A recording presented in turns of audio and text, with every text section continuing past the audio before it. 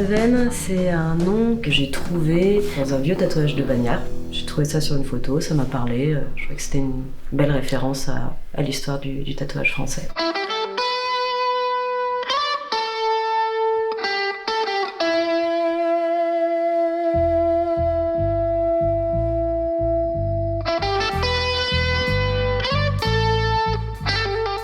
Je travaille à Viva Delors, qui est un salon qui a été monté par mon collègue il y a plus de 15 ans. Je rejoins moi il y a un tout petit peu plus de 10 ans et je ne suis pas à l'origine du salon.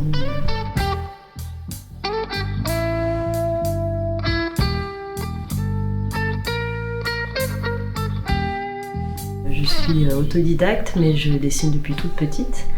Et ouais, c'est une passion. Gamine, pas une journée sans... Je prenais un crayon, je me mettais dans l'atelier, je dessinais, puis toujours.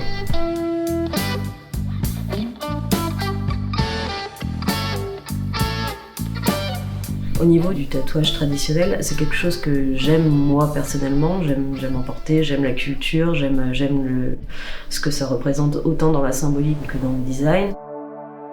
Je me serais pas reconnue dans du tatouage japonais ou un truc qui me parle pas moi, dans mon parcours, dans mon histoire et dans ce que j'ai envie de raconter. Le tatouage européen et français a une histoire qui est très particulière aussi, qu'on oublie beaucoup. Le tatouage de bagne, le tatouage de prison, que ce soit russe, même français, est très chargé. Donc forcément, il y a une empreinte très tragique, très mélancolique. On parle d'exil, on parle d'emprisonnement. Donc ça donne quelque chose de tout absolument théâtral qui est forcément assez fascinante. C'est des histoires qui se racontent par les tatouages de façon très synthétisée, avec juste des images chocs, des textes très efficaces. Ça correspond bien aux choses que j'aime raconter. Et puis après, bon, je pense que le côté sombre et mélancolique, voilà, adolescente gothique, voilà, dans tous les clichés que ça peut représenter, mais oui, voilà, avec une culture qui va avec. Donc je pense que ça imprègne forcément ce qui ressort dans le dessin.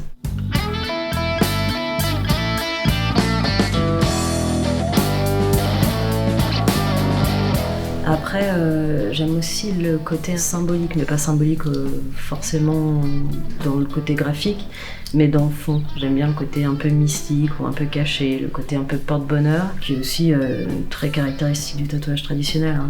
Le mauvais œil, des trucs comme ça, c'est un truc qu'on trouvait beaucoup, le fer à cheval aussi. La dimension symbolique de par le motif et de par le fond, je trouve que c'est important dans ce que ça représente. J'aime bien l'idée que ça puisse être plus juste qu'un dessin.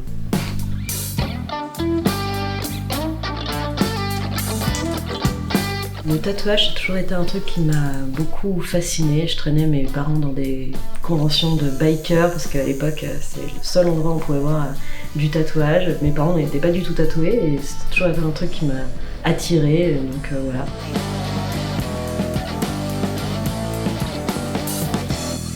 Premier tatouage à 16 ans et du coup, c'est un milieu qui m'a presque toujours attirée, dans lequel je fais partie depuis quasi toujours.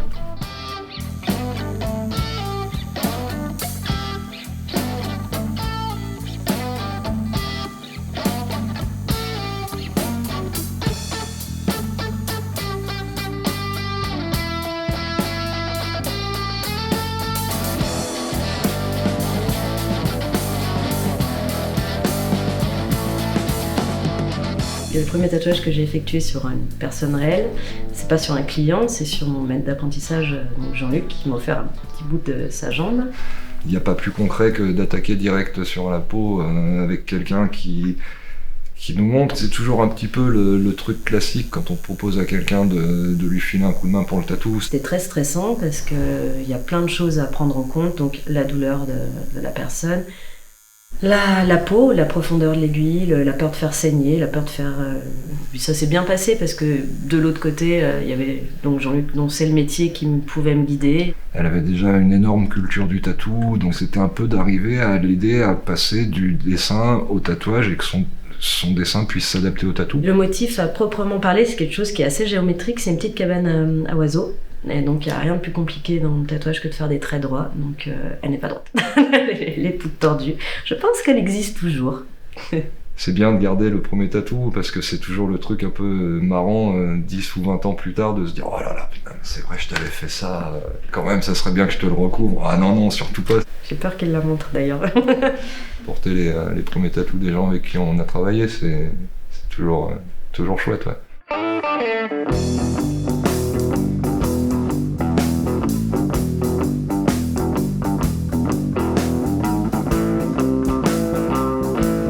Padven, je l'ai rencontré à Viva Dolor parce qu'à l'époque je me faisais tatouer aussi par Jean-Luc. J'ai commencé à suivre Padven sur les réseaux sociaux et j'ai vu ce qu'elle faisait et je me suis dit qu'il fallait absolument qu'elle me tatoue. Je trouve qu'elle a un côté old school, mais elle a aussi un côté qui parfois a un aspect qui ressemble un peu à l'iconographie médiévale. Vous voyez, qui sont complètement intemporels et qui continuent à vouloir signifier quelque chose au-delà des époques et des modes. Et c'est ce que j'aime bien dans son boulot, c'est que je pense que c'est vraiment quelque chose qui peut pas se démoder.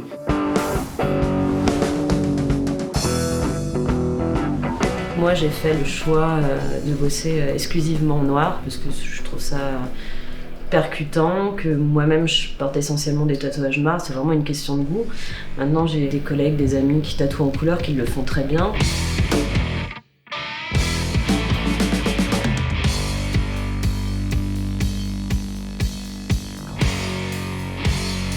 On va dire que mon travail est un mélange entre un style un peu graphique et du traditionnel américain. Et du coup, avec Padven, il y a des motifs et des symboliques communes. Poignard, hirondelle, crâne, carte à jouer, sirène. Tous ces motifs font qu'ils ont une histoire et puis on les reproduit au fur et à mesure à notre sauce, quoi. Le tatouage, c'est quand même un univers qui privilégie d'utiliser des codes symboliques assez classiques et d'essayer de les détourner pour raconter d'autres types d'histoires. C'était difficile au début de venir avec simplement des idées et de laisser le tatoueur vraiment faire son truc. Mais moi je dessine beaucoup effectivement, mais j'ai déjà pas la prétention de faire mieux qu'eux. Et c'est quand je feuillette les books, les Insta, les machins, je vois tiens ça correspond à un truc qui pourrait me satisfaire et du coup je vais les voir avec une idée qui déjà correspond un peu à leur univers.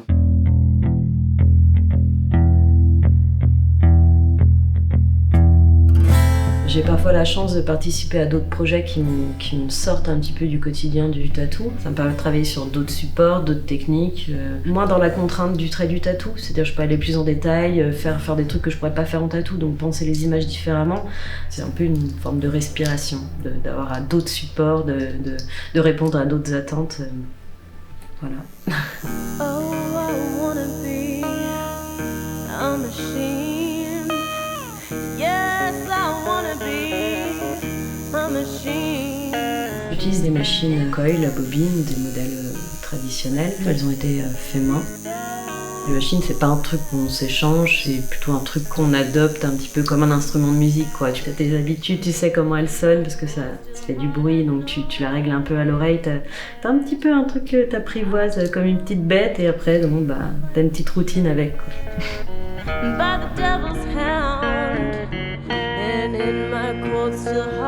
Des fois, des gens qui viennent pour un tatouage simple ou pas forcément symbolique, on va pas se mentir, chaque personne qui passe la porte vient pas forcément faire un rituel qui va marquer sa vie à tout jamais, mais des fois c'est le cas, et tu sens que des fois que la personne elle repart avec un truc un peu nouveau, un nouveau départ peut-être, comme le titre d'un nouveau chapitre, et ça c'est chouette, ça me marque plus qu'un beau tatouage ou un sujet pertinent.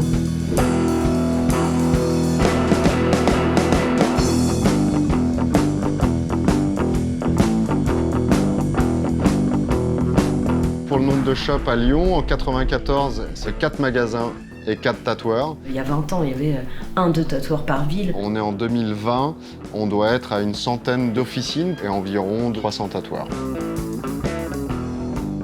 Je pense qu'aujourd'hui, c'est important de bien choisir son tatoueur parce qu'il y a le choix. Maintenant, on a la chance d'avoir des dizaines et des dizaines et des centaines de tatoueurs, donc de styles différents, d'approches graphiques différentes. Donc voilà, c'est quand même super cool de pouvoir choisir, quoi. Pousser la porte d'un tatoueur dans les années 90, ça foutait la trouille. J'ai fait mon premier tatouage à 16 ans, un gros biker, la musique à fond, il m'a pas décroché un mot, il m'a fait très mal. Les tatoueurs avaient quand même la réputation d'être des mecs qui faisaient un peu flipper. Souvent j'y pense et je me dis oh là là, j'aimerais pas faire vivre ça à quelqu'un. Du coup j'essaye de prendre le contre-pied, de me dire oh j'ai vraiment pas envie de donner une première impression comme ça à quelqu'un. Souvent le tatoueur était plutôt un meilleur porte-flingue qu'un porte-crayon, quoi. Ça colportait quand même une image un petit peu violente, entre guillemets, ou mauvais garçon, ou voilà. Je me suis fait tatouer pour la première fois à 18 ans. Je crois que j'avais une vingtaine d'années. J'ai 18 ans, j'emmerde mes parents, j'emmerde la société, ouais, je vais me faire tatouer. J'ai pas le souvenir d'avoir été en appréhension, j'étais plutôt en excitation, de me dire tiens ça y est, je vais le faire, ça va être cool. Ça a été très excitant en fait le moment d'y aller. J'étais figée, j'avais froid et c'est tout. Par contre, je me souviens pas avoir eu mal.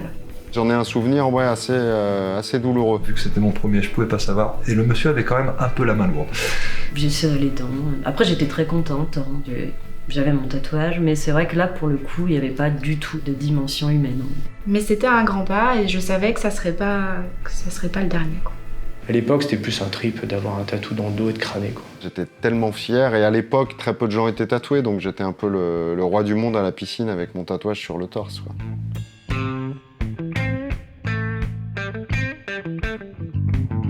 C'est devenu vraiment quelque chose d'universel et puis il y a plus de... On peut plus tellement classer les tatoués en fait dans une catégorie et ça j'aime bien parce qu'on peut plus faire de généralité sur les gens tatoués. Maintenant tu sors dans un bar et tu dis que t'es tatoueur, il y en a 12 dans le bar avec toi des tatoueurs. Donc c'est comme des cuistots, des coiffeurs ou voilà. On est passé d'un truc pour se démarquer à un truc pour se ressembler en fait. Ça m'aurait plu de me faire tatouer dans les années 80 où c'était vraiment rebelle d'être tatoué. Maintenant je pense qu'on a perdu cet aspect rebelle du tatouage, mais en même temps c'est devenu un moyen d'expression qui est devenu beaucoup plus simple pour beaucoup de gens. À mon époque, d'anciens combattants, on commençait par le haut du bras, puis on descendait petit à petit pour voir si socialement, professionnellement, ça allait pas nous poser de problème. Maintenant sur les plages, il faut chercher ceux qui sont pas tatoués plutôt. Le fait d'être tatoué et que finalement ce soit à la mode, ben c'est pas grave non plus, quoi. Enfin, j'ai pas envie de m'empêcher de faire quelque chose puisque ça devient à la mode et qu'on en voit partout. Une mode qui dure déjà plus de 20 ans, pas loin de 30 ans, et puis qui perdure. Au bout d'un moment, c'est plus une mode, c'est un phénomène de société.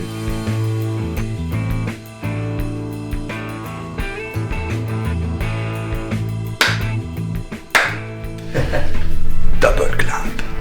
Donc du coup son salon c'est... C'est horrible. Ne fais pas le malin, Axel. Je me souviens pas trop de la douleur, je suis tombé dans les pommes, non je déconne. Moi j'ai choisi un petit kanji japonais. Je pensais que ça voulait dire amour, mais en fait, des années après, je me suis rendu compte que ça voulait dire santé. Axel, je vais t'apprendre un truc, c'est lâcher prise.